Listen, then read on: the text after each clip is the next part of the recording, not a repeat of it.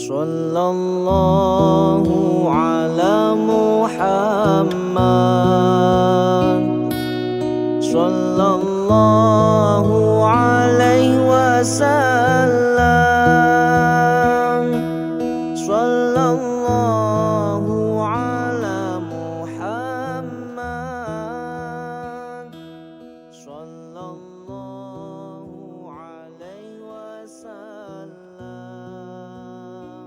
Ya, terima kasih. Bismillahirrahmanirrahim. Assalamualaikum warahmatullahi wabarakatuh. Waalaikumsalam Assalamualaikum warahmatullahi warahmatullahi wabarakatuh. Alhamdulillahirabbil alamin wassalatu wassalamu ala asyrofil anbiya'i wal mursalin wa ala alihi washabihi ajmain amma ba'd. Yang kami hormati dan kami muliakan Bapak Ustadz Munawir Umar. Bapak Ibu semua yang berbahagia, alhamdulillah pada hari ini hari Kamis ya, di Indonesia hari Kamis Ustaz ya. Tanggal 14 Agustus atau 20 Safar tahun 1447 Hijriah. Mungkin kalau di Amerika hari Rabu ya Ustaz sekarang ya. Tanggal 13 Agustus 2025. Alhamdulillah kita masih diberi nikmat sehat ya. Sehingga kita bisa melaksanakan atau mengikuti atau menyimak kajian subuh online episode kali ini yang ke-262. Sholawat dan salam semoga tetap tercurahkan kepada junjungan kita Nabi besar Muhammad SAW. Bapak Ibu yang kami hormati, seperti biasa KSO kali ini acaranya yang pertama adalah pembukaan, yang kedua adalah tilawah dan sari tilawah, ketiga kajian, keempat tanya jawab, dan kelima penutup. Agar jalannya acara ini bisa berjalan dengan lancar, maka marilah kita awali dengan bacaan basmalah. Bismillahirrahmanirrahim. Langsung saja untuk acara selanjutnya yaitu tilawah dan sari tilawah yang akan dibacakan oleh Ibu Inon Larasati. Quran surat Al-Hadid 57 ayat 20 sampai 21. Kami persilahkan kepada Ibu Inon. Monggo. Terima kasih, Bu Nana. Assalamualaikum warahmatullahi wabarakatuh. Waalaikumsalam warahmatullahi wabarakatuh. A'udzu billahi minasy syaithanir rajim. Bismillahirrahmanirrahim. I'lamu annamal hayatud dunya la'ibu wa lahu wa zinatu wa tafakhurum bainakum wa takatsurun fil amwali wal aulad. Kamathali ghaithin a'jabal kuffara nabatu thumma yahiju fatarahu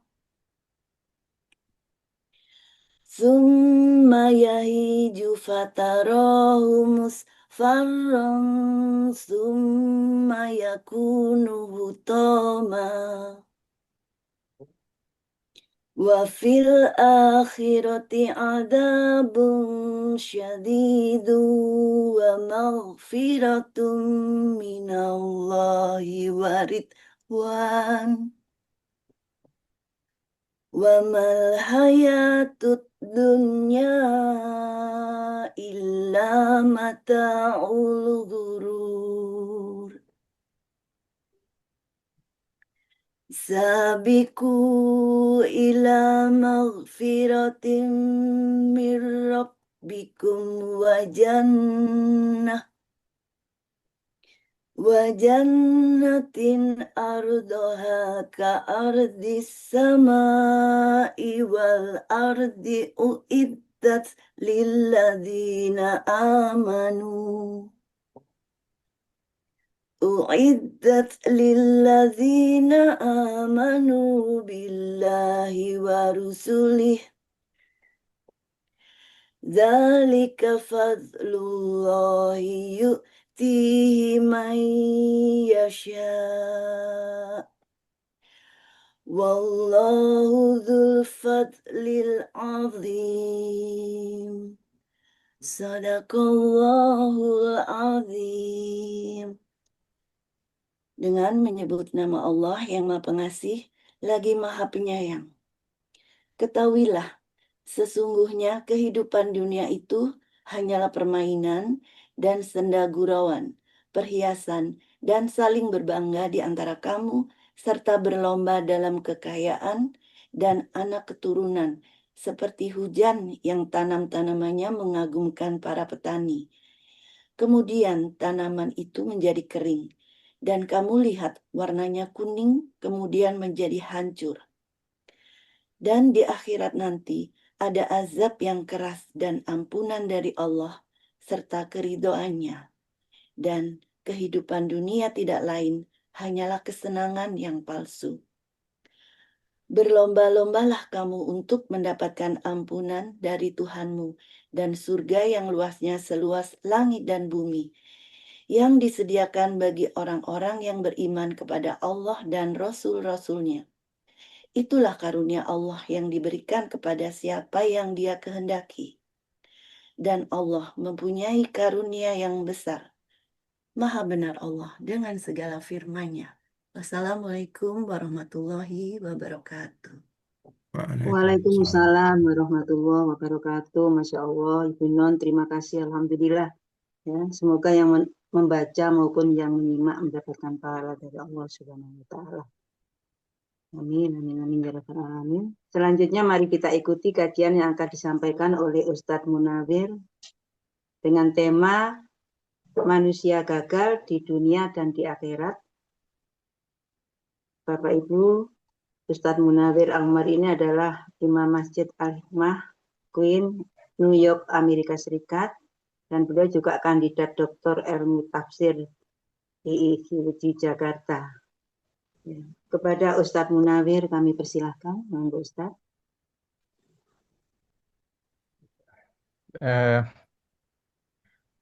Bismillahirrahmanirrahim. Assalamualaikum warahmatullahi wabarakatuh. Waalaikumsalam warahmatullahi wabarakatuh. Alhamdulillah. Alhamdulillahi rabbil alamin. Wassalatu wassalamu ala sayyidina Muhammadin wa ala alihi wa sahbihi wa man tabi'ahum bi ihsanin ila yaumiddin. Eh, Bapak Ibu, bunda-bunda kami, ayah-ayah kami yang selalu dirahmati Allah Subhanahu wa taala. Mudah-mudahan selalu sehat, dimudahkan segala urusan, dimudahkan Amin. rezekinya, dimudahkan urusannya, Amin. dimudahkan ibadahnya, bertambah amalnya. Insya Allah masuk ke surganya Allah Subhanahu Amin ya wa rabbal alamin. Ta'ala. Amin. Amin. Kenapa saya sebutkan bunda-bunda dan ayah-ayah? Sepertinya saya masih muda. Masih muda. Masih Ya, muda, anak-anak Bapak Ibu eh, yang barangkali eh, saya perlu apa namanya lebih banyak belajar kepada Bapak Ibu sekalian. Tapi karena Pak Henry meminta saya untuk mengisi kajian, mungkin karena yang lain kosong nggak bisa mengisi, jadi saya diminta Pak Henry untuk mengisi kekosongan tersebut.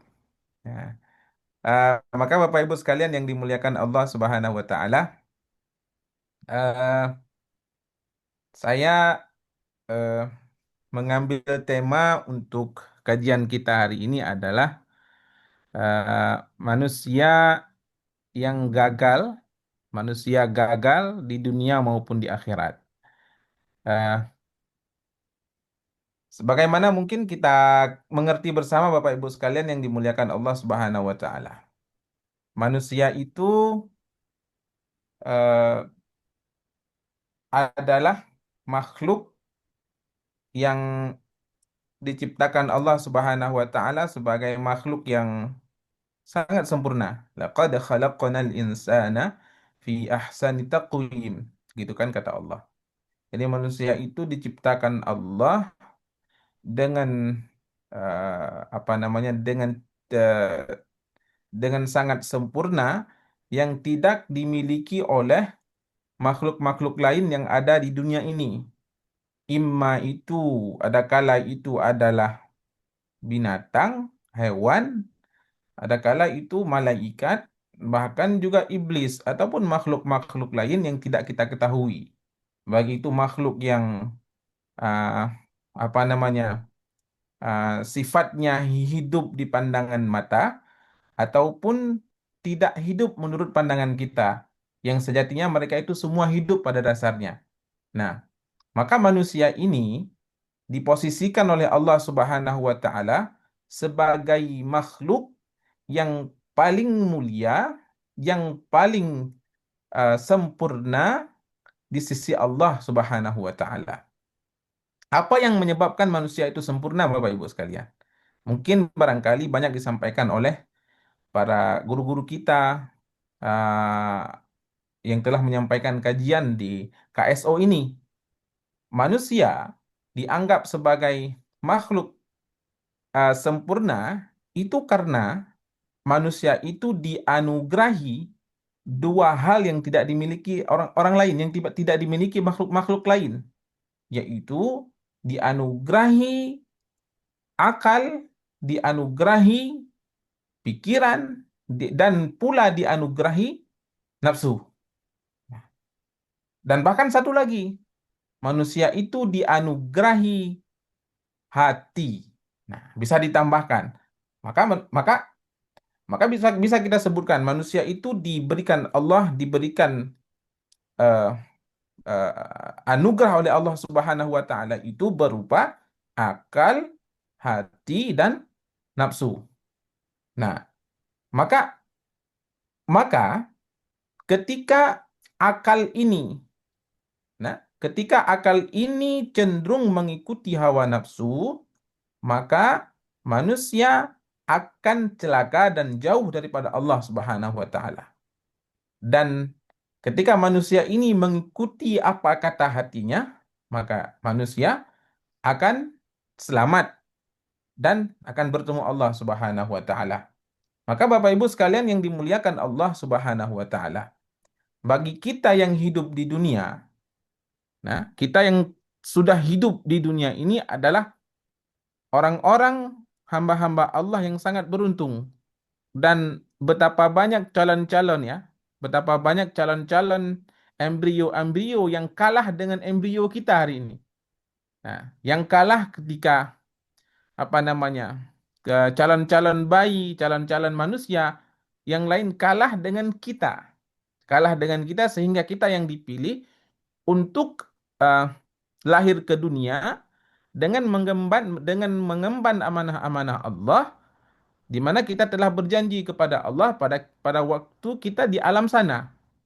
Maka Allah sebutkan wa idz akhadha rabbuka min bani adama min zuhurihim dzurriyyatahum wa asyhadahum ala anfusihim alastu bi rabbikum qalu bala syahidna.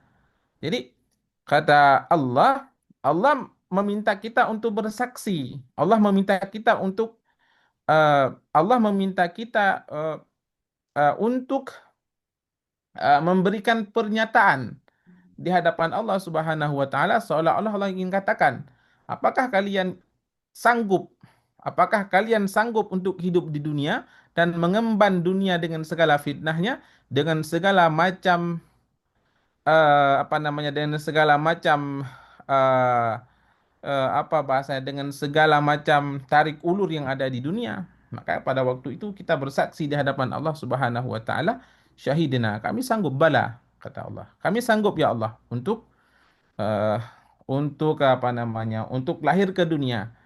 Maka banyak juga pada waktu itu Bapak Ibu sekalian, banyak juga eh, calon-calon bayi yang lahir yang apa namanya yang tidak sanggup mengemban amanah, yang tidak sanggup mengemban fenomena tidak sanggup untuk hidup di dunia. akhirnya mereka terkadang eh, meninggal sebelum lahir, ya, ataupun meninggal setelah lahir 1 hari, dan seterusnya, seterusnya, seterusnya. Maka bagi kita yang ini, yang bagi kita punya janji yang panjang dengan Allah Subhanahu wa taala. Punya janji yang sangat eh, punya janji yang kurun waktunya itu eh, telah kita berjanji dulu dengan Allah Subhanahu wa taala. Kita berjanji hidup kita 20 tahun. Kita berjanji hidup kita 60 tahun. Kita berjanji hidup kita 70 tahun, 100 tahun, dan seterusnya. Nah, artinya ketika kita berjanji tersebut, kita sanggup. Nah, kita sanggup. Dengan dua ketentuan. Dengan dua ketentuan, kita sanggup menghadapi fenomena kebaikan. Kita sanggup berjalan pada kebaikan. Dan kita sanggup juga menghadapi segala rintangan-rintangan yang segala rintangan-rintangan yang diberikan Allah Subhanahu wa taala agar kita dekat dengannya. Sehingga eh, ini adalah bagian daripada skenario Allah. Ini adalah bagian daripada apa namanya? Ini adalah bagian daripada eh, cara Allah, ini bagian daripada kehendak Allah. Ini bagian daripada sifat iradahnya Allah, sifat kehendaknya Allah. Ya, sifat Allah punya sifat itu iradah. Allah punya sifat yang disebutkan dalam Al-Quran fa'alul lima yurid. Allah itu selalu punya hak prerogatif untuk menentukan apapun kepada manusia, tapi manusia bisa mempertimbangkan dengan anugerah akal dan anugerah hati yang diberikan olehnya. Sehingga manusia itu uh, dengan akal, bahkan juga Allah berikan wahyu Al-Quran, hadis, Allah turunkan Rasul, dengan pertimbangan-pertimbangan itu manusia bisa jadi selamat, bisa jadi juga tidak selamat. Nah, bisa jadi selamat, bisa jadi selamat. Maka ketika manusia diberikan Allah Subhanahu wa taala itu uh, diberikan uh, Al-Qur'an, diberikan wahyu oleh Allah Subhanahu wa taala, diberikan hadis, ungkapan hadis daripada baginda Nabi Muhammad sallallahu alaihi wasallam, dan ternyata mereka itu protes di akhirat, maka Allah akan mempertanyakan kembali, kenapa engkau protes kepadaku? Ya, kenapa engkau protes kepadaku sedangkan aku telah memberikan kepadamu petunjuk-petunjuk dariku. Nah, aku pula anugerahi akal kepadamu. Aku pula anugerahi hati sebagai pertimbangan. Hati dalam arti basirah, hati terdalam sebagai pertimbangan untuk engkau hidup di dunia. Nah, maka aku jangan jangan kau salahkan aku, kata Allah begitu. Seolah-olah Allah ingin berkata begitu. Nah, jangan salahkan aku karena aku telah memberikan pedoman kepadamu, aku telah menurunkan Rasul kepadamu. Maka jangan salahkan aku di dunia. Maka Bapak Ibu sekalian yang dimuliakan Allah Subhanahu wa taala, dunia ini penuh dengan hingar-bingar, penuh dengan uh, penuh dengan fenomena-fenomena yang menjadikan manusia ini tergoda dengannya. Ya, penuh dengan tantangan-tantangan yang besar. Sehingga dengan tantangan-tantangan besar tersebut, kita jauh dari Allah. Jauh dari Allah, sehingga di akhirat pun kita merugi. Maka Bapak Ibu sekalian yang dimuliakan Allah Subhanahu wa taala, ya, eh, kata Allah dalam Al-Qur'an, ya, kata Allah dalam Al-Qur'an, "Wa minan nasi may ya'budullaha 'ala harf, fa in asabahu khairun itma'anna bih, wa in asabathu fitnatun inqalaba 'ala wajhihi, khasirat dunya wal akhirah, dzalika huwal khusranul mubin." Nah, Bapak Ibu sekalian yang dimuliakan Allah Subhanahu wa taala, dalam menghadapi dunia ini, ya, dalam melihat fenomena-fenomena, kejadian-kejadian yang ada di dunia ini, di antara manusia, sebagian manusia itu ragu-ragu menyembah Allah ala harf. Ya, maksud maksud harf itu manusia itu seperti ragu. Benar enggak ya ragu? Benar enggak yang saya sembah Allah itu ada enggak ya? Apakah apakah yang selama ini saya salat, saya memberi zakat, saya haji, apakah akan sampai kepada Allah ya? Nah, ini hati-hati Ibu sekalian. Apakah benar akan sampai kepada Allah ya? Apakah Allah akan membalas Allah Allah akan memberikan surga kepada saya sesuai dengan amalan saya itu? Apakah benar? Nah, apakah benar? Eh, nah, orang-orang begini itu bahaya yang apa di mudzabdzabin dibuat ragu dalam hatinya. Fa in asabahu khairun itma'anna bil. Orang begini itu aneh Bapak Ibu, ya. Mungkin kita atau siapapun di sini. Aneh orang begini. Fa in asabahu khairun itma'anna bil. Kenapa aneh? Kalau diberikan kebaikan-kebaikan, ya. Kalau diberikan anugerah-anugerah, nikmat-nikmat oleh Allah, dia merasa bahwa tenang, dia merasa tenang. Khair itma'an nabi, ya, itma'an nabi, dia tenang dan oh ya, sepertinya Allah itu ada. Nah, jadi Allah orang ini berkata begitu. Oh iya, Allah itu ada ya. Nah, sesuai dengan permintaan saya. Tetapi sebaliknya, wa idza asabathu wa in asabathu fitnatun inqalaba ala wajhi. Nah, tetapi sebaliknya, ketika Allah uh, menimpa cobaan kepada dia, uh, apa namanya, memberikan satu ujian kepada manusia ini, kepada seorang hamba tersebut, justru dia merasakan bahwa Allah itu tidak hadir untuk saya. Kenapa Allah memberikan cobaan kepada saya? Kenapa Allah begini? Kenapa Allah begitu? Kenapa Allah mengambil mengambil istri saya? Kenapa Allah mencabut nyawa? Kenapa Allah mengambil harta saya? Kenapa Allah begini? Kenapa Allah begitu? Yang qalaba ala wajhi, dia berpaling dari Allah. Dia malah kadang-kadang menggugat Allah. Kenapa Allah begini? Kenapa Allah begitu? Nah, maka orang begini Bapak Ibu sekalian, khasirat dunya wal akhirah, dzalika huwal khusranul mubin. Nah, orang begini Bapak Ibu sekalian di dunia pun sudah rugi. Di dunia ini, di dunia dia sudah rugi. Apa rugi? Dia sudah tidak punya arah hidupnya. Sudah tidak punya arah, sudah tidak punya tujuan, sehingga ketenangan pun tidak ada. Ketika hidup sudah tidak punya arah, tidak punya tujuan, maka hati itu akan apa namanya? Ketika tujuan tidak ada itu, hati itu was-was. Nah, contoh sederhana Bapak Ibu sekalian, ketika misalnya kita ingin menuju ke satu tempat, ingin uh, kita Bapak bepergian ke satu tujuan, ternyata kita ragu dengan tujuan kita itu, ataupun misalnya kita menggunakan map, ya, menggunakan Google Map itu, ternyata Google Map-nya itu uh, apa namanya uh, salah memberikan arahnya itu, ataupun kita salah ataupun kita sendiri yang apa namanya salah mengikuti arahnya, maka kan was-was. Was-was, ini takut saya di apa namanya di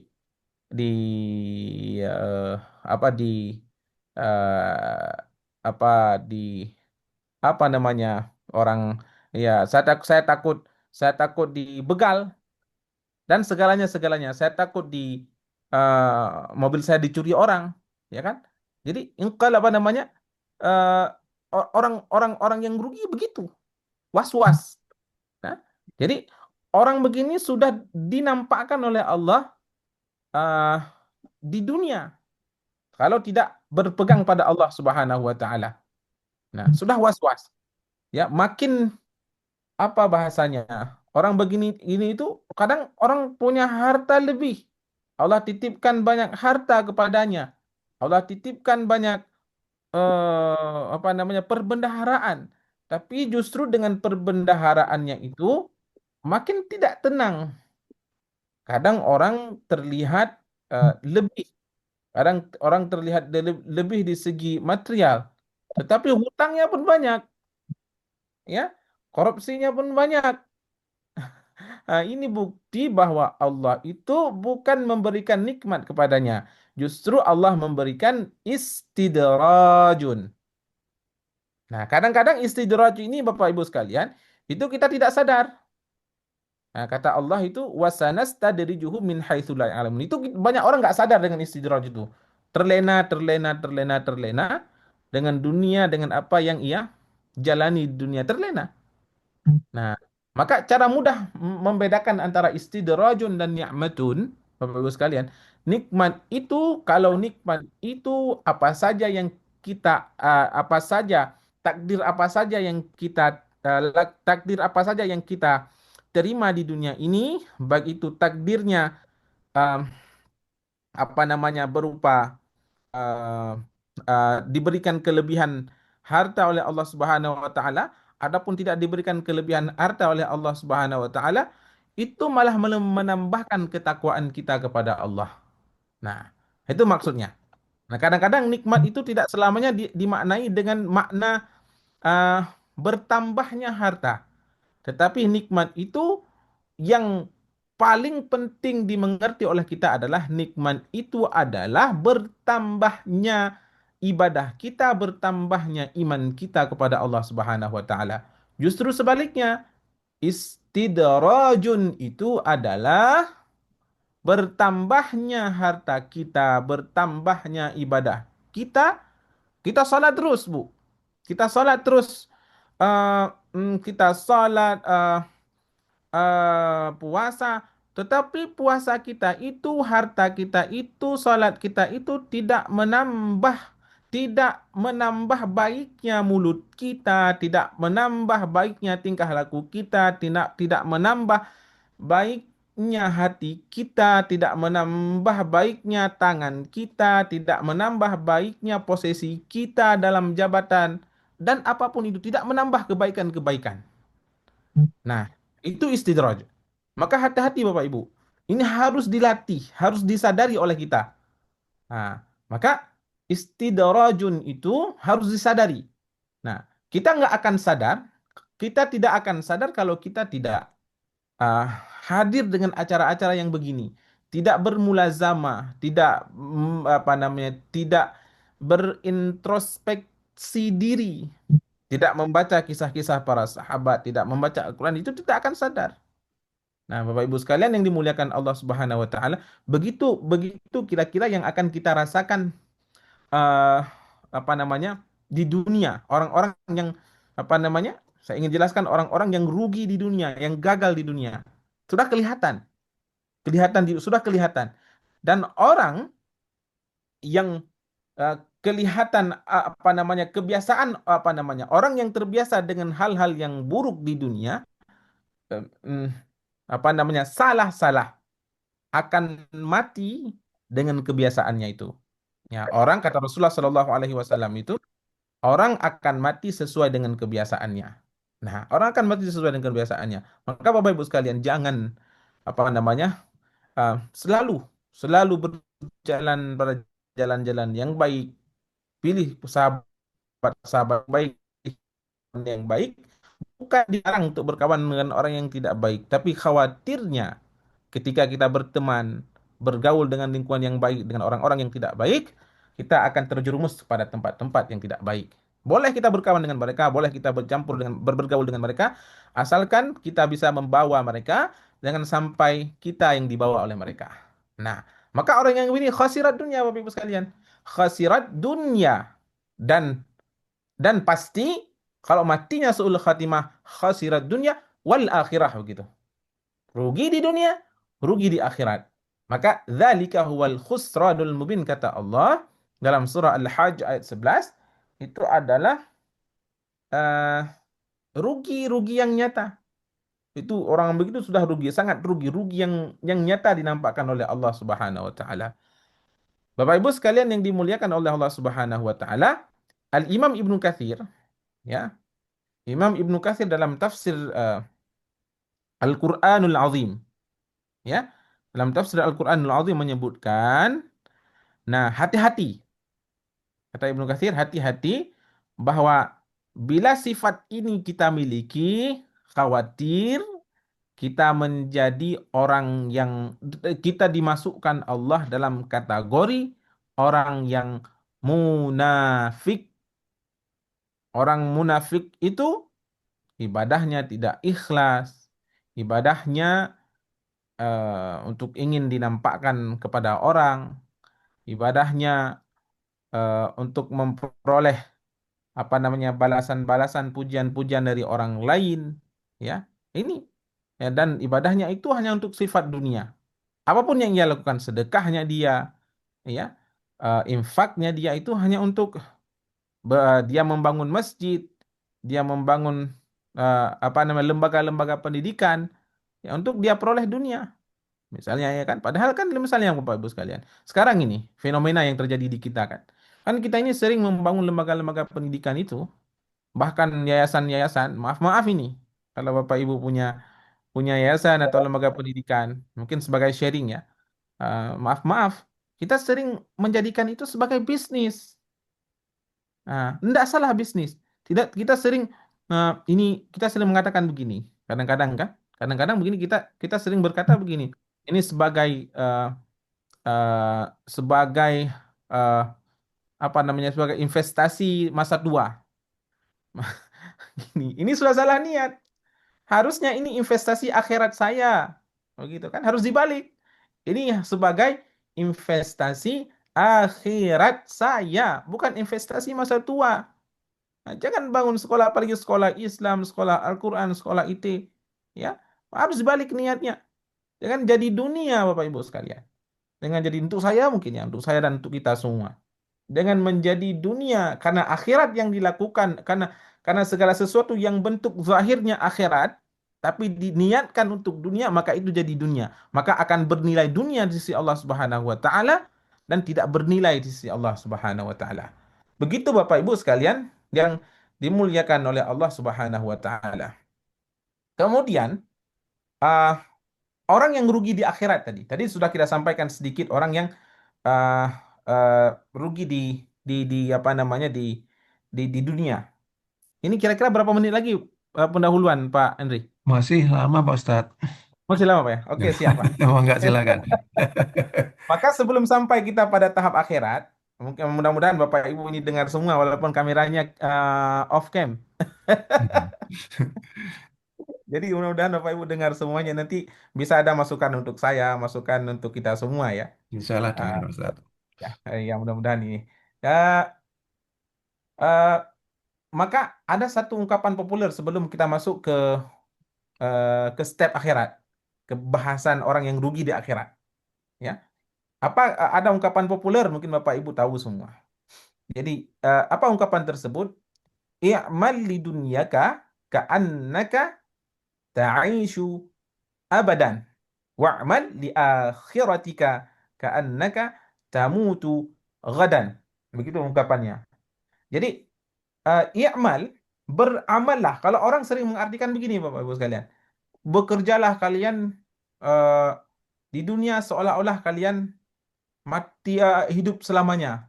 Kalau saya balik artinya, wahai manusia, wahai diriku nih pelajaran untuk saya. Wahai semua hamba Allah, beramallah di dunia, ber, berbuat baiklah kalian di dunia seolah-olah kalian hidup selamanya. Maksudnya apa? Kita harus beramal terus. Jangan biarkan hati ini, jangan biarkan hati ini diisi dengan kebusukan. Karena kita tidak tahu kapan kita mati. Jangan biarkan eh, jangan biarkan perilaku kita ini diisi oleh perilaku-perilaku yang kotor. Jangan biarkan mulut kita ini mengeluarkan apa namanya kata-kata busuk yang menyakiti hati saudara kita, yang menyakiti hati orang tua kita, yang menyakiti hati anak kita. Jangan biarkan. Karena orang tua juga begini, Bapak Ibu. Orang tua juga sering menyakiti hati anak, kan? Orang tua maunya itu orang tua itu maunya anak tidak agar anak itu tidak menyakiti hati dia. Tapi kadang-kadang orang tua itu tidak tahu bahwa dia sedang menyakiti hati anak dia. Nah, itu panjang penafsirannya lagi. Maka jangan biarkan, Bu. Jangan biarkan eh, jangan biarkan hidup kita di dunia itu diisi oleh hal-hal yang buruk. Nah, maka disebutkan dalam ungkapan tersebut, i'mal li dunyaka. Saya mengartikan terbalik. Kalau orang mengartikan harus segala macam harus apa namanya memahami kata-kata tersebut dengan hal dunia, harus cari rezeki yang banyak supaya kita bisa investasi dan bisa kasih ke anak-anak kita. Justru saya tidak memahaminya begitu. Nah, saya memahami dengan uh, terminologi agama, berbuat baiklah. I'mal di dunia ka, berbuat amal salehlah, beramal salehlah ketika engkau hidup di dunia. Sepanjang apapun jangan engkau biarkan itu hatimu diisi oleh perilaku-perilaku yang baik. Jangan engkau biarkan matamu melihat hal-hal yang tidak baik. Kalaupun engkau sudah melakukan hal itu, segera berbalik arah untuk bertobat kepada Allah Subhanahu wa taala. Astaghfirullah. Beristighfar. Rasulullah itu tidak pernah kurang uh, beristighfar dalam setiap hari itu, setiap hari tidak pernah kurang beristighfar kepada Allah, meminta ampun kepada Allah itu 80 kali dalam satu hadis. Dalam satu hadis yang lain itu 100 kali. Nah, maka padahal beliau itu sudah diampuni dosa oleh Allah Subhanahu wa taala. Nah, sudah diampuni oleh Allah Subhanahu wa taala. Sudah tidak ada dosa, maksum, terpelihara daripada dosa kecil dan dosa besar. Sudah dibersihkan hatinya oleh Allah Subhanahu wa taala. Maka di dunia ini Bapak Ibu, di dunia ini untuk saya dan untuk kita semua. Maka jangan pernah apa namanya seolah kita akan apa namanya akan hidup selamanya. Jadi beramal itu karena kita hidup selama nggak tahu kapan mati. Jadi terus beramal beramal beramal terus. Nah, wa'mal li akhiratika ka'annaka ka'annaka tamutu ghadan. Dan beramallah segala amal akhiratmu, beramallah wa'mal li akhir, beramallah untuk akhiratmu seolah-olah engkau mati besok. Ini uh, dua satu ungkapan ini uh, saling mengisi antara satu apa bahasanya itu ungkapan yang awal tentang dunia dan ungkapan di akhirat. Artinya antara dunia dan akhirat itu berkesinambungan. Bukan dunia dengan dunia, bukan dunia kita cari sampai 7 keturunan, mengumpulkan harta sampai 7 keturunan sehingga kita lupa kepada Allah Subhanahu wa taala. Bukan Allah larang kita untuk cari dunia, cari harta, tidak. Tapi harta itu harus menjadi bahan untuk kita untuk dekat dengan Allah Subhanahu wa taala. Nah, Bapak Ibu sekalian yang dimuliakan Allah Subhanahu wa taala. Nah, coba kita lihat siapa yang uh, apa namanya? Siapa yang rugi di akhirat? Orang-orang yang rugi di akhirat. Ya, dunianya rugi, ya, setelah kita lihat tadi, ya. Dan kemudian bagaimana orang-orang yang rugi di akhirat? Setelah kita melalui tahap dunia, terus bagaimana ciri-ciri orang yang uh, apa namanya? Rugi, yang bangkrut di akhirat? Pada suatu ketika Bapak Ibu sekalian yang dimuliakan Allah Subhanahu wa taala, eh, para sahabat eh, apa namanya? Ditanya oleh Rasulullah Sallallahu alaihi wasallam. Rasulullah Sallallahu alaihi wasallam itu bertanya kepada para sahabat, atadruna eh, manil muflis, ataupun manil muflis, ya. Qalu, maka para sahabat pada waktu itu dengan apa bahasanya, dengan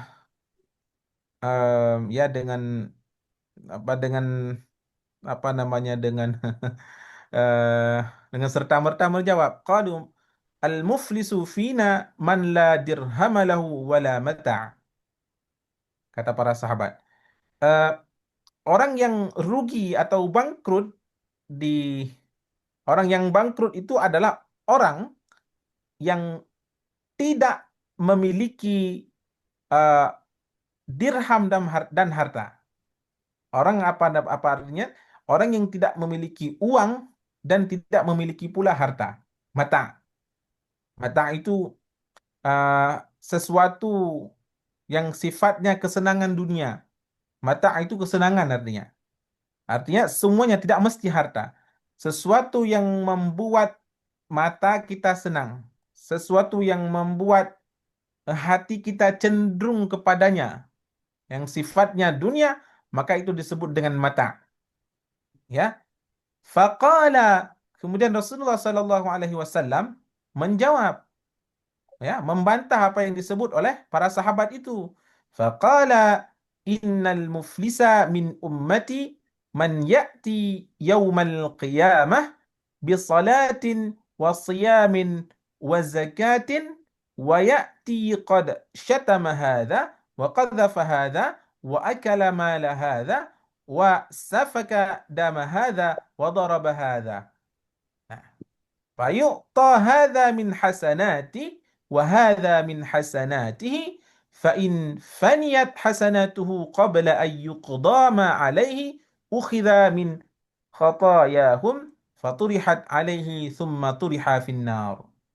Dikata Rasulullah Shallallahu Alaihi Wasallam bahwa orang yang rugi di akhirat itu adalah ketika dihisab, ya, ketika dihisab oleh Allah Subhanahu Wa Taala, innal muflis, sesungguhnya orang yang rugi dari umatku adalah orang yang ketika hari kiamat, ketika dibangkitkan oleh Allah Subhanahu wa taala itu dengan membawa salatnya, dengan membawa siyamnya, dengan membawa puasanya, dengan membawa amalan zakatnya, sedekahnya, amalan-amalan yang zahirnya baik, membawa zakatnya, tapi ia pernah mencaci, menuduh, memakan harta, menumpahkan darah, dan memukul orang. Wa qadhafa hadza, membunuh orang. Nah, jadi kita orang kaya pernah selalu salat, selalu berinfak, selalu memberikan zakat, membangun yayasan, membangun membangun yayasan anak yatim. Ya kan, itu kan fenomena Bapak Ibu sekalian. Orang tapi ya justru mulutnya itu tidak bersih daripada mencaci. Kan sudah saya sampaikan tadi. Mulutnya itu tidak bersih daripada suka menuduh orang. Ya, menebarkan fitnah, menebarkan kebencian di tengah umat. Kita punya posisi, kita punya jabatan-jabatan strategis, tapi ungkapan kita tidak memberikan kedamaian untuk orang lain. Ya, kita sebagai orang tua di rumah, ucapan-ucapan kita tidak memberikan ketentraman untuk anak-anak kita. Kita sebagai anak, ungkapan-ungkapan kita tidak memberikan ketenangan kepada anak kita. Nah, bahkan hingga menimbulkan permusuhan antara masyarakat, menimbulkan permusuhan antara anak kita akibat ulah orang kita sebagai orang tua, Bapak Ibu sekalian. Nah, jadi ini kita sholat terus. Jadi makanya Allah sebutkan dalam ayat lain, wala talbisul haqqa bil batil. Nah, jadi artinya bahwa meskipun secara literal kita terjemahkan jangan campur adukan antara hak dan batil, ya artinya bahwa memang hak dan batil itu tidak bisa pura-pura untuk bergabung, nggak bisa ketemu Bapak Ibu sekalian. Jadi antara hak ya hak, yang batil yang batil. Ketika hati seseorang murni punya niat untuk beramal kepada Allah lillahi ta'ala, ya, tanpa harta yang dia infakkan itu bukan hasil daripada mengambil harta orang lain, bukan daripada menipu orang lain, ya, maka itu akan akan punya nilai di sisi Allah Subhanahu wa taala kalau yang dia lakukan itu karena Allah. Baju yang dia pakai itu dari hasil dia sendiri. Iya kan? Hasil sedekahnya itu hasil daripada usahanya sendiri, bukan hasil menipu orang lain. Ini akan bernilai. Tapi kalau tadi itu kita salat, baju yang kita pakai hasil korupsi, salat terus, zakat terus, beramal terus, bersedekah terus, tetapi tidak pernah justru karena kita justru karena harta yang kita ambil itu, justru karena baju yang kita pakai itu untuk salat, ya, dari berbuka puasa itu hasil daripada mencuri harta orang lain, harta rakyat, ya, maka itu tidak memberikan apa-apa dari diri kita sebenarnya. Nah, justru akan berefek pada hal-hal yang tidak baik, baik itu pada diri kita. Bahkan Bapak Ibu sekalian, saya sering bilang begini, bahwa dari harta yang haram, ya, Jadi harta yang haram yang kita bawa ke rumah itu akan membentuk pribadi yang tidak baik. Ya, meskipun sholat, kita paksa diri untuk sholat ya, kita paksa untuk diri untuk sholat, tapi tetap sholat itu tidak akan bertahan lama dan efek dari sholat itu tidak baik. Ya, jadi kalau kalau kita bawa pulang harta yang tidak baik itu akan berdampak pada diri kita sendiri secara umum, bahkan kepada anak, ya, kepada istri. Kita sering bertanya, loh, kenapa istri saya, kenapa anak saya itu tidak pernah baik, nggak mau salat, nggak mau ini, nggak mau itu. Ternyata apa yang kita bawa itu, harta harta hasil pencaharian yang kita bawa itu dari hasil mengambil hak milik orang lain, Bapak Ibu sekalian. Kemudian eh, Rasulullah apa namanya melanjutkan, maka kebaikannya diberikan kepada orang-orang itu, dan jika habis kebaikannya sebelum selesai hisabnya, dosa-dosa mereka diambil lalu ditimpakan kepadanya, kemudian ia dilemparkan ke neraka. Nah, ini maksudnya apa?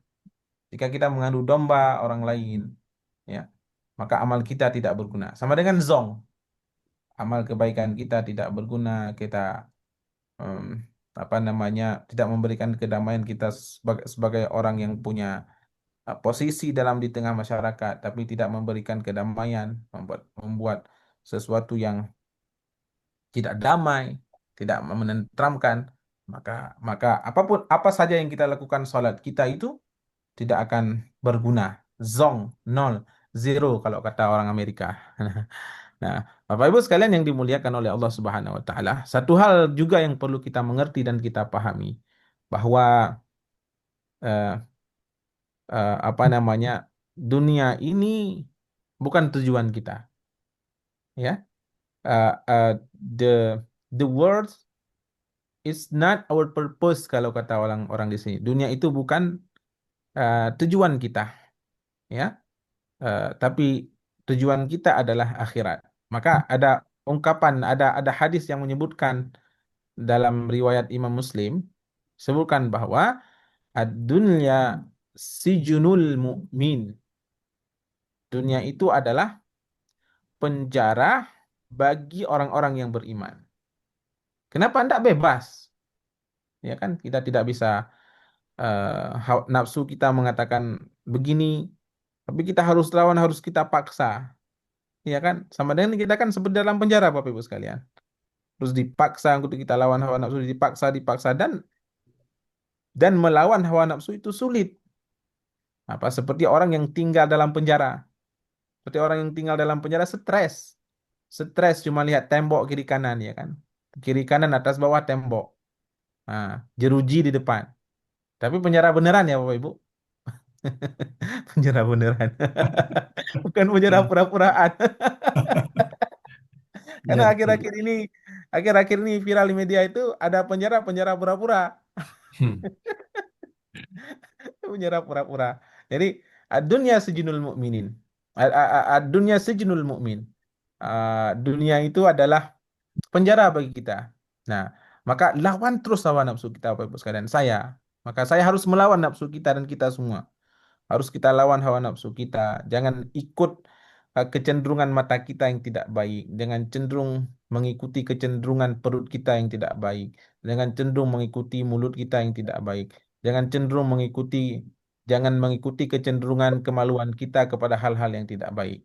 Tapi semua itu harus diikuti, harus dilawan untuk mengikuti keinginan Allah Subhanahu wa taala. Harus diikuti sesuai dengan keinginan Allah Subhanahu wa taala. Eh, wa jannatul kafir, dan eh, surga bagi orang-orang kafir, bagi orang-orang yang ingkar kepada Allah Subhanahu wa taala. Bagi orang-orang yang tertutup, kafir itu orang-orang yang tertutup hidayah darinya, orang-orang yang tertutup mata hatinya dari keimanan. Itu yang disebut dengan kafir, ya. Ditutup oleh Allah Subhanahu wa taala. Jadi menjadi surga bagi mereka, dan mereka nggak tahu apa yang mereka lakukan itu salah, ya. Maka eh, mereka bebas. Bahkan kalau kita mau sebutkan Bapak Ibu sekalian, itu orang-orang, eh, kalau kalau umat Islam itu dipaksa untuk berdamai, tapi justru eh, orang-orang misalnya seperti bangsa-bangsa Yahudi, mereka selalu berkhianat. Memang mereka menguasai dunia, Bapak Ibu sekalian, mereka menguasai dunia. Orang-orang Yahudi ini menguasai dunia. Tetapi mereka menguasai dunia itu orang Yahudi itu di dunia kan semua mereka kuasai. Pendidikan, kan Bapak Ibu sekalian, pendidikan, politik, ekonomi, dan segala macam itu mereka kuasai. Sekalipun di Cina, kalau orang mengatakan Cina itu berbeda dengan orang politik Amerika, sejatinya yang menguasai itu sejatinya yang menguasai sebenarnya itu adalah Yahudi. Ekonomi Cina dikuasai oleh Yahudi, ekonomi Amerika dikuasai oleh Yahudi. Sedangkan pemimpin-pemimpinnya itu hanyalah remote, hanyalah mobil remote yang diremote oleh mereka. Nah, maka mereka akan melakukan segala cara. Karena bagi orang Yahudi itu, yang non Yahudi itu adalah eh, halal darahnya. Dan kan begitu disebutkan dalam Talmud, Bapak Ibu sekalian. Dalam Talmud itu begitu mereka. Jadi selain orang Yahudi halal darahnya, maka Palestina sekarang itu suka-suka mereka. Karena halal darah bagi mereka, ya kan? Karena halal darah bagi mereka disebutkan dalam Talmud itu halal darah bagi mereka. Orang Palestina. Dan mencuri mencuri menipu mencuri menipu menipu orang lain dengan tipu muslihat mereka itu tidak apa-apa bagi mereka, karena bagi mereka itu eh, selain selain ras mereka itu, selain agama mereka itu bukan orang, ya, ya kan, bahkan disebutkan dengan binatang dan lain sebagainya. Maka Islam tidak demikian. Islam justru eh, meskipun orang berbuat zalim dengan kita, maka kita tetap harus berbuat baik dengan orang. Begitu kan diajarkan oleh Islam. Sampai kita mati. Meskipun kita mati dengan berbuat baik itu. Karena bagi Allah, dalam Islam diajarkan, mati kita pun menjadi jihad, hidup kita pun menjadi jihad. Jadi hidup kita ketika berjihad misalnya punya nilai plus di sisi Allah Subhanahu wa taala, meskipun kita hidup, mati pun kita bernilai syahid di sisi Allah Subhanahu wa taala. Maka Bapak Ibu sekalian yang dimuliakan Allah Subhanahu wa taala, kita itu harus mengerti betul bahwa eh, bahwa dunia ini harus dilawan. Dunia ini harus dilawan dengan segala fenomena ujian yang ada di dalamnya, dan kita harus mengerti betul bahwa hidup kita di dunia ini terbatas. Ya, ada batas-batasan yang harus kita jaga. Dan eh, dan bagi orang kafir, ya, siapapun itu yang tidak beriman kepada Al-Quran dan hadis dan Nabi Muhammad SAW, maka bagi mereka itu bebas saja, tidak ada urusan. Nah, maka Bapak Ibu sekalian yang dimuliakan Allah Subhanahu Wa Taala, terakhir bahwa eh, terakhir Imam Al-Ghazali dalam kitab Minhajul Abidin menyebutkan bahwa ada 4 hal yang menjadikan manusia itu tergoda, bisa lari dari apa namanya lari dari busurnya, tidak sesuai dengan arah yang dituju. Apa yang pertama yang menggoda manusia itu? Yang pertama itu adalah manusia itu sendiri. Jadi manusia bisa digoda oleh manusia. Nah, manusia digoda oleh manusia. Nah, maka hati-hati berteman, Bapak Ibu sekalian. Hati-hati berteman. Kalau kira-kira berteman itu menjauhkan saya dengan Allah, menjauhkan saya dari Allah Subhanahu, menjauhkan saya dari Allah Subhanahu wa taala, maka eh, apa namanya? Maka jaga jarak. Meskipun tetap berteman tapi sekedar say hello. Ya, say hello saja. Jadi jangan sampai masuk masuk masuk sehingga kita terpengaruh dengan dia. Kemudian yang kedua, yang menjauhkan godaan-godaan manusia itu, yang kedua adalah dunia. Nah, dunia dengan segala isinya, keindahannya, seolah-olah kita mau, ya Allah, kenapa saya tidak hidup selalu di dunia ini? Indah dunia ini. Dan yang ketiga adalah setan, ya, iblis. Dan yang keempat adalah hawa nafsu. Jadi 4 ini harus dimengerti betul oleh kita, Bapak Ibu sekalian. Eh, Bagaimana kita mengelola diri, membawa diri agar selamat dunia di akhirat. Demikian Bapak Ibu sekalian yang dapat saya sampaikan. Mudah-mudahan bermanfaat. Kalau memang ada eh, sharing-sharingan, sharing, bertanya, memberikan masukan, pendapat eh, untuk tambahan yang belum apa namanya yang belum bisa saya sampaikan, saya persilakan kepada Bapak Ibu sekalian yang dimuliakan Allah Subhanahu wa taala. Demikian, Assalamualaikum warahmatullahi wabarakatuh. Waalaikumsalam Waalaikumsalam warahmatullahi warahmatullahi wabarakatuh. wabarakatuh. Alhamdulillah, terima kasih Ustadz. Semoga ilmu yang Ustadz berikan bisa menambah wawasan kita dan bermanfaat bagi kita semua agar kita lebih beriman dan bertakwa kepada Allah Subhanahu wa taala dan dijauhkan dari istidrot ya Ustadz ya. Lain Amin. Ajitanakum Amin. wala ada bila sakit. Semoga kita selalu bersyukur atas nikmat yang Allah berikan ya Ustadz ya. Kemudian untuk selanjutnya kalau di chat ini rupanya enggak ada ini ya.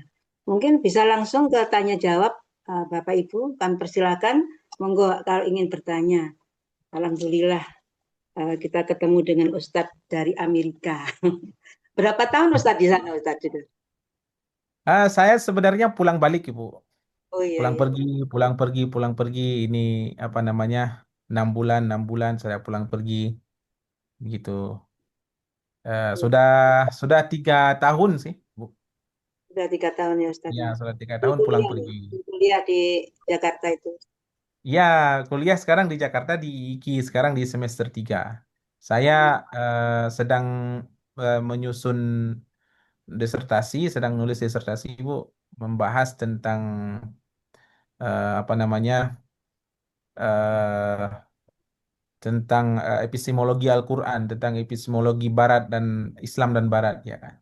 Jadi bagaimana Barat itu apa namanya menggugat Al-Quran ya sebagai sebuah kitab yang diturunkan kepada Nabi, sebagai sebuah kitab sejarah katanya, sebagai sebuah kitab sejarah yang apa namanya itu yang macam-macam digugat oleh mereka, sehingga saya tulis itu eh, apa namanya yang mudah-mudahan lah bisa memberikan pandangan-pandangan baru untuk dua epistemologi ini. Nah, ya. Monggo Bapak Ibu, disilahkan eh, Pak Endri, silahkan mungkin. Oke, kalau belum ada, saya ada beberapa yang perlu saya konfirmasi, Pak Ustadz. Yang pertama tadi mengenai pilihan yang diberikan Allah ya kepada manusia sebelum lahir. Eh, apakah di dalam pilihan hidup atau tidak itu ya, mungkin mohon dikoreksi. Apakah ada janji-janji tentang pilihan itu misalnya kalau kamu akan mengikuti perintah Allah, larinya ke sini, kalau tidak ya akan ke sana gitu. Mungkin apakah manusia sudah diberi kemampuan untuk berpikir, tidak hanya memilih saja gitu Pak Ustadz. Karena tadi yang disampaikan ada yang tidak memenuhi janji, tidak apa, tidak ikut, tidak ikut, tidak memilih lah untuk hidup sehingga meninggal dan sebagainya. Ya, Ya, mungkin itu juga karena mungkin juga karena takut kali ya kalau di dunia ternyata hidupnya demikian keras dengan banyak godaan di dunia eh, yang banyak mungkin baru kita rasakan kalau kita hidup di dunia. Kemudian ya, yang kedua mengenai fenomena tadi sudah disinggung Pak Ustadz mengenai fenomena jinisme yang ada di Palestina. Bagaimana sebenarnya pendapat masyarakat awam di Amerika ya? Karena kalau saya perhatikan akhir-akhir ini kok gelombang protes terhadap Zionis itu kok menurun ya, padahal di presidennya sendiri eh, Netanyahu justru akan melumatkan warga Gaza gitu ya. Tapi justru gelombang protes kepada si Zionis itu kok malah jadi menurun. Apakah ini mungkin eh, menjadi momen dari Netanyahu untuk menyerang dan melumatkan Gaza sampai ke habis gitu Pak Ustadz. Terima kasih Pak Ustadz. Allah langsung Ustaz. Masya Allah, berat sekali nih pertanyaan yang kedua ini. Masya Allah, mungkin pertanyaan yang pertama Pak Pak Indri, eh, apa yang ditanyakan oleh Pak Indri tadi itu termasuk adalah bagian daripada beriman kepada Allah, beriman kepada untung baik dan untung buruk. Ya, ya beriman kepada untung baik dan untung buruk bahwa semua itu datang dari Allah Subhanahu wa taala. Nah, maka saya sampaikan tadi Pak Pak Andri dan semua kita bahwa eh, kita yang eh, dipilih oleh Allah Subhanahu wa taala untuk hidup di dunia itu, di dunia ini, eh, Allah bekalkan Allah bekalkan kita dengan anugerah, tadi saya sampaikan, dengan anugerah akal untuk berpikir, dan anugerah hati sebagai sebagai apa namanya, sebagai media untuk mempertimbangkan pikiran kita, yang pikiran itu bisa unsurnya nafsu buruk, bisa unsurnya baik. Nah, jadi uh, manusia manusia ketika berjanji dengan Allah dulu, kita ini ketika berjanji dengan Allah sudah mengerti betul hal itu sehingga kita lahir. Nah, sudah mengerti betul dengan itu. Maka ketika Allah berikan kita anugerah hati, anugerah dan anugerah akal, ya, ya, yang akal ini bisa dominannya kepada nafsu, bisa dominannya kepada kebaikan. Nah, itu tergantung pada kita mengikuti petunjuk Allah Subhanahu wa taala. Mau nggak kita mengikuti mengikuti petunjuk Allah Al-Qur'an? Mau tidak mengikuti hadis Nabi Muhammad sallallahu alaihi wasallam? Nah, maka eh, saya ingin katakan begini, Allah itu nanti, saya sampaikan tadi, Allah itu nanti tidak akan eh, mau, dan kita tidak bisa menyalahkan Allah Subhanahu wa taala. Nah, jadi begini, begini Bapak Ibu sekalian, kita kan sudah diberikan, tadi saya ulang, kita sudah diberikan anugerah untuk memilih. Nah, itu pilihan kita, dan pilihan itu adalah untuk kita. Nah, kita memilih kebaikan maka kita masuk surga.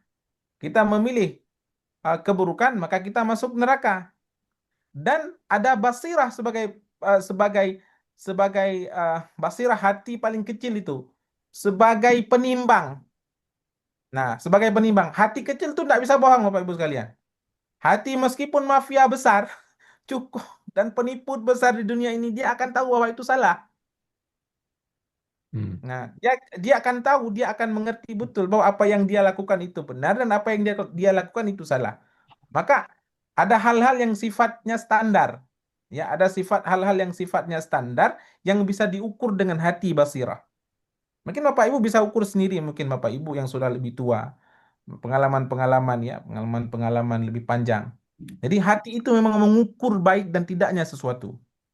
Nah, dan dalam Islam hati itu akan lebih hidup, basirah itu akan lebih terkontrol bila kita lakukan amal-amal, perbuatan-perbuatan yang sudah ditetapkan dalam Islam. Salat, puasa, ya, dengan segala ketentuannya itu.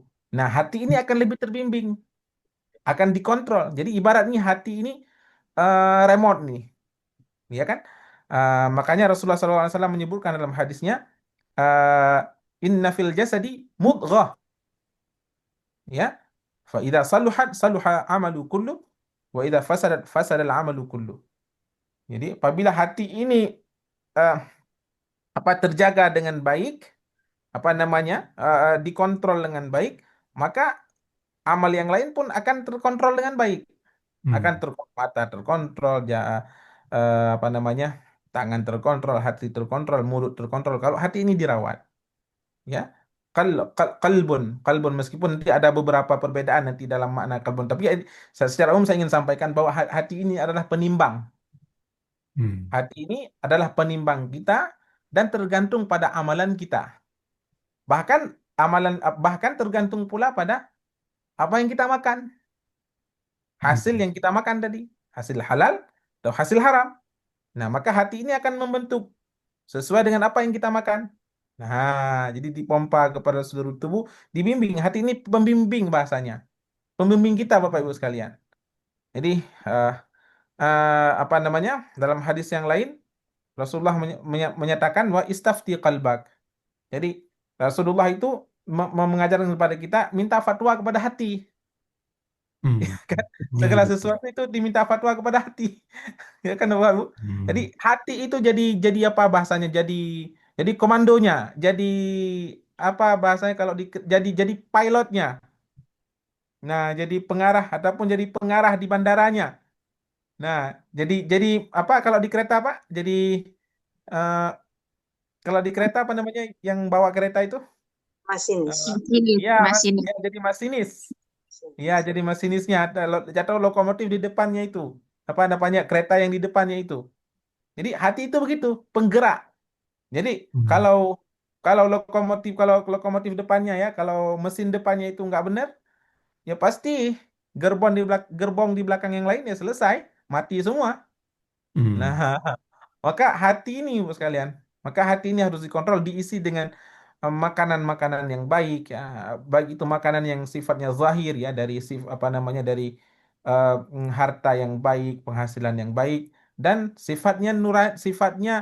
eh, sifatnya batin. Ya, jadi hati ini harus diisi dengan em, nutrisi zahir, eh, harta itu, harta penghasilan dengan yang baik, bukan yang haram. Dan hati ini harus diisi dengan nutrisi batin, dengan zikir, dengan ibadah. Jadi ibadah itu adalah batin. Nah, ibadah itu adalah batin. Maka kita tidak bisa apa namanya? Kita tidak akan bisa menjadi orang baik, tidak akan eh, apa namanya? Kita sudah paham betul dulu di alam azali bahwa ada dua ketentuan Allah yang Allah berikan kepada kita dan kita sudah bersaksi bala kita katakan Allah. Oke, oke ya Allah, seolah-olah kita katakan begitu kepada Allah. Oke ya Allah, saya siap hidup di dunia dan dengan segala macam rintangannya. Siap saya. Oke. Nah, jadi dalam kita menjalani dunia ternyata ada yang selamat, ada yang enggak. Hmm. Itu salah kita berarti. Nah, jadi karena itu adalah bagian dari iman. Kita tidak boleh kita bisa mengingkari itu untung baik dan untung jahat. Nah, karena itu adalah bagian dari komitmen keimanan kita, rukun iman. Nah, begitu sekilas Pak Henry. Siap, Ah, syukur. kemudian yang kedua Pak, yang pertanyaannya itu agak berat. Hmm. Pertanyaan itu berat ya kan kita tidak paham persis. Tapi ala kulihal saya ingin sampaikan begini. Eh, eh, apa bahasanya ya? Eh, kita eh, eh, ini adalah bagian daripada eh, proses ya. Ini adalah bagian dari proses eh, mungkin kiamat bisa kita bilang ya. Bagian daripada proses kiamat ya. Bagian daripada proses kiamat mendekat kepada akhir zaman ya. Tapi tapi hal itu adalah tentu rahasia Allah Subhanahu wa taala, eh, kejadian Palestina ini semenjak dari dulunya. Tapi kalau kita melihat daripada gelombang protes di sini, sepertinya masalah Palestina ini nggak bisa masuk melalui isu agama, Pak. Kita nggak bisa bawa isu agama masalah Palestina ini. Nggak Hmm. bisa. Jadi karena bagaimana kalau kita bawa isu agama itu orang orang lain nggak mau. Hmm. Orang bagaimana dengan para pemimpin dunia yang lain, misalnya Prancis dan lain sebagainya, mereka nggak akan mau dukung. Maka yang paling eh, yang paling apa namanya tawaran yang paling baik adalah yang dibawa itu adalah isu kemanusiaan. Nah, bahwa isu kemanusiaan itu adalah milik kita semua. Ya. Maka ulama-ulama kita misalnya Syekhul Azhar di Mesir, itu yang dibawa bukan isu agama, Pak. Yang dibawa bukan isu agama, yang dibawa itu isu kemanusiaan. Maka peperangan adalah musuh kita semua. Sehingga kan ketika dibawa isu kemanusiaan, Paus pun bersuara, apa namanya Paus pun bersuara akhir-akhir ini, Macron, Presiden Prancis bersuara, kemudian eh, beberapa hari ini tuh orang siapa Swedia ya yang menarik investasinya dari beberapa perusahaan perusahaan mereka. Nah, dan katanya dalam sidang PBB nanti bulan September ini, orang Prancis dan beberapa negara lain akan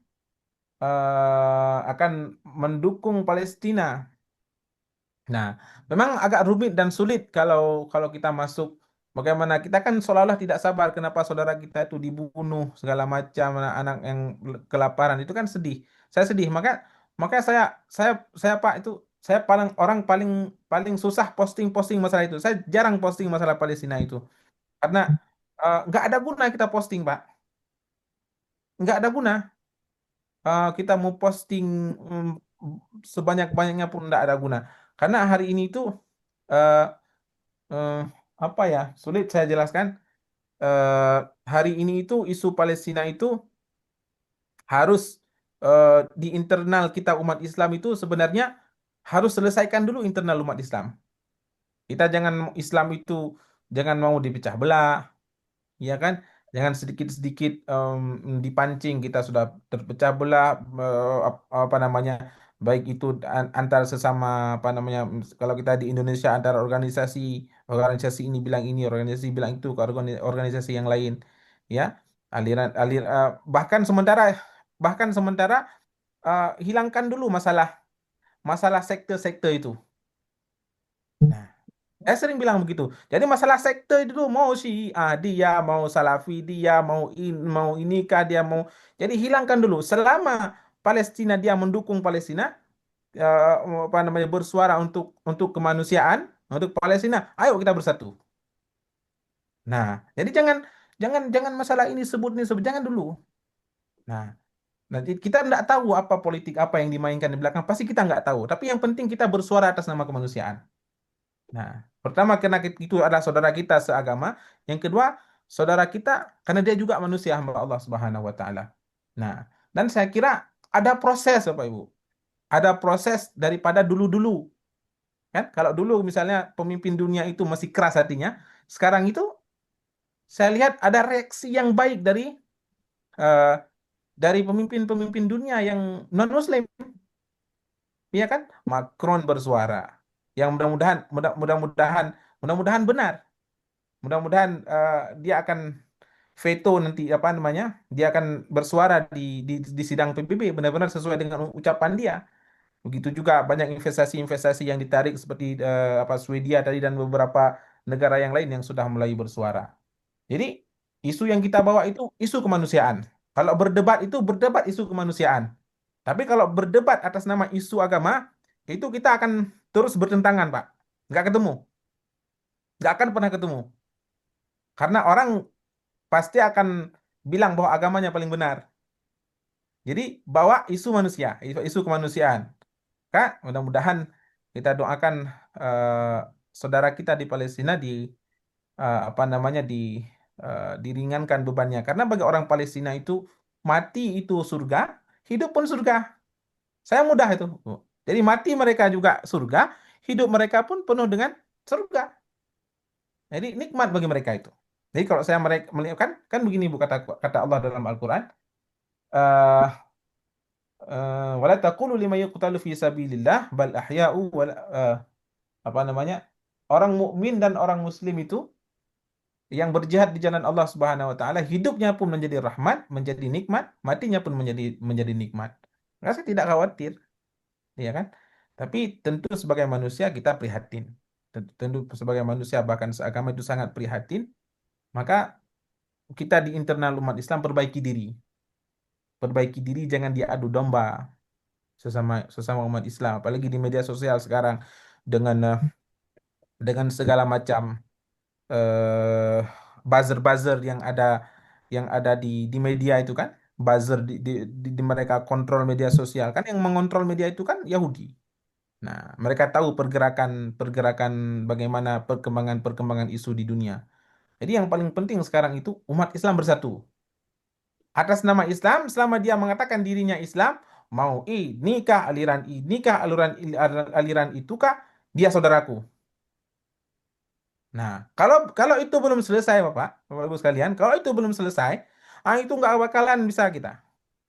Kalau di internal umat Islam, selesaikan dulu persatuan kita. Nah, maka persatuan itu kunci. Bersatu kita itu kunci. Sampaikan isu-isu perdamaian itu di internal. Maka kalau di internal kita belum berdamai, bagaimana kita akan berdamai menyelesaikan saudara kita di Palestina? Nggak bisa. Belum bagi. Jadi tapi kalau udah masuk ke masalah persoalan politik, nah itu kita agak sulit. Nah, kita agak sulit. Kadang-kadang kalau misalnya si raja ini mempertahankan ini bisa-bisa dibom negaranya mati semua. Jadi segala macam.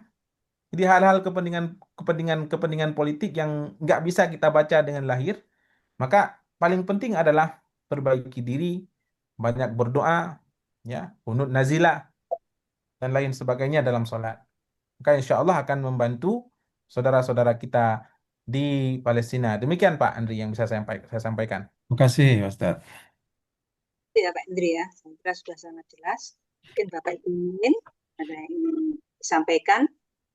Monggo, ada Pak Amor, Wendang, monggo, Bu Elvida. Saya Mbak Akal. Monggo, silakan langsung saja. Assalamualaikum warahmatullahi wabarakatuh. Waalaikumsalam. Ustaz, yang ingin saya tanyakan, kan kita sudah melaksanakan sholat, zakat, ibadah-ibadah lain. Apakah ada ciri-ciri amalan atau ibadah yang kita lakukan itu diterima oleh Allah Subhanahu wa Ta'ala? Matur nuwun, Ustaz.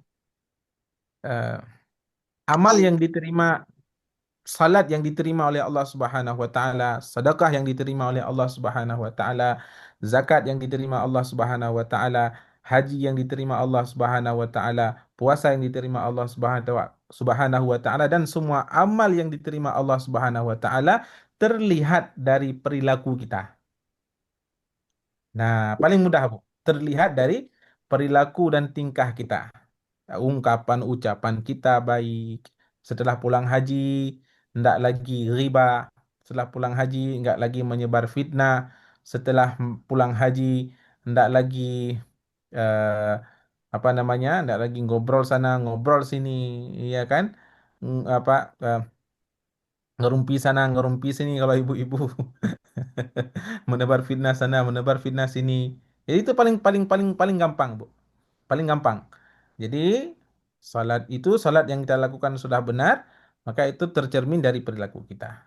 Nah, zakat yang kita berikan itu zakat yang yang berkah, yang diterima Allah Subhanahu wa taala. Sedekah yang kita berikan itu yang kita yang kita berikan kepada orang itu tercermin diterima Allah, tercermin pada perilaku kita. Nah, mudah saja, Bu. Demikian, Bu. Tanya Terima Wendang ya, kasih. Ya, terima kasih. Sama-sama, Ibu. silakan Pak Ari, Bu Esti, monggo Bu. Pak Heru, teman-teman yang lain. Pak Nur Kolik nih situ Bondo. Masya Allah, tuh Pak Nur Kolik. Monggo, ada yang disampaikan, masih ada waktu ini sekitar 17 menit untuk kita sudahi nanti Ustadz sekitar maksimal jam 7 gitu. Karena Ustadz juga harus melaksanakan sholat maghrib persiapan gitu. Iya, Ibu. Ini salat maghrib. Kalau nggak ada, cukup Mbak Nana. Oh Tutup iya, aja, nggak apa-apa. Iya. ya. Oke, Bapak Ibu, demikian tadi tanya jawab sudah bisa kita selesaikan. Alhamdulillahirrahmanirrahim. Terima kasih Ustadz. Jangan lupa Bapak Ibu, Kamis depan tanggal 21 Agustus dapat mengikuti KSO yang akan disampaikan oleh Bapak Ustadz Abdul Basit, ST PhD, jurusan Geodesi, Fakultas Teknik UGM ya. Bapak Ibu kami harapkan bisa ikut, mungkin bisa gedok tular kepada grup-grup yang lain supaya kita lebih banyak yang mengikuti. Sebelum saya tutup, saya selaku pembawa acara mohon maaf jika ada khilaf kepada Ustadz Munawir Umar. Kami aturkan terima kasih atas ilmunya dan waktunya Ustadz. Semoga Iya, Ustadz sama-sama. sehat, rezeki melimpah yang barokah, Amin. sukses setiap Amin. kegiatan apapun dan kapanpun, dan selalu dalam lindungan Allah Subhanahu wa Ta'ala. Amin ya rabbal alamin. Sebelum diakhiri dengan doa yang insya Allah akan disampaikan oleh Ustadz Munawir Umar, marilah kita tutup acara ini dengan bacaan hamdalah. Alhamdulillahirrahmanirrahim. Alhamdulillah. kafaratul majlis. Subhanaka Allahumma wa bihamdika asyhadu alla ilaha illa anta. Astagfirullah wa atubu ilaik. Wassalamualaikum warahmatullahi wabarakatuh. Monggo Ustaz. Waalaikumsalam. Monggo Pak Ustadz ditutup dengan doa Pak Ustadz. Eh, Baik, Bapak Ibu sekalian yang dimuliakan Allah Subhanahu wa taala.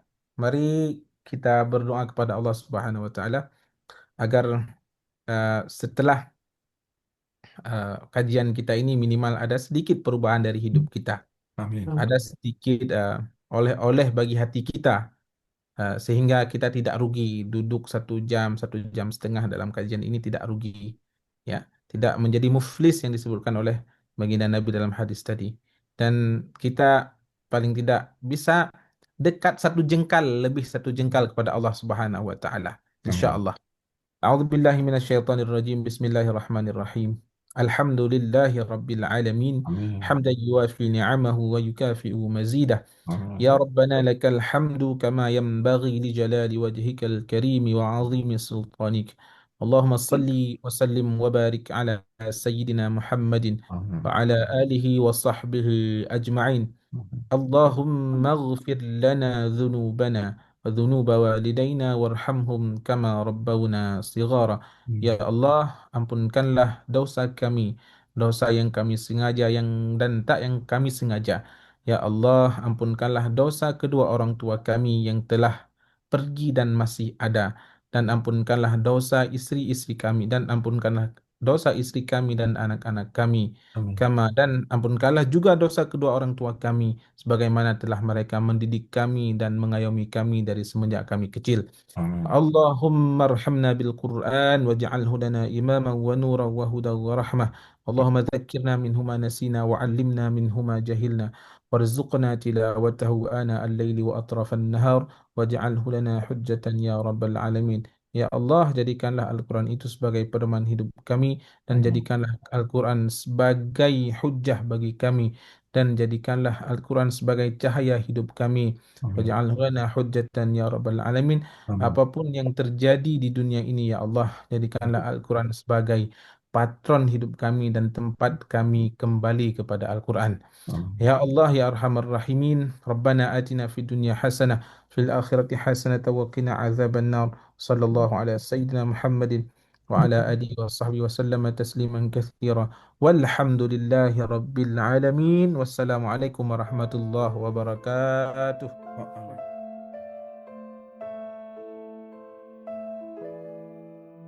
Allahumma arhamna bil Qur'an waj'alhu lana imaman wa nuran wa hudan wa rahmah. Allahumma dzakkirna minhu ma nasina wa 'allimna minhu ma jahilna warzuqna tilawatahu ana al-laili wa atrafan nahar waj'alhu lana hujjatan ya rabbal alamin.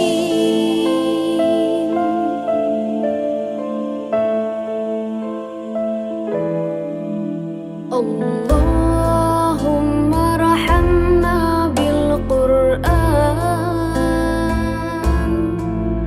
waj'alhu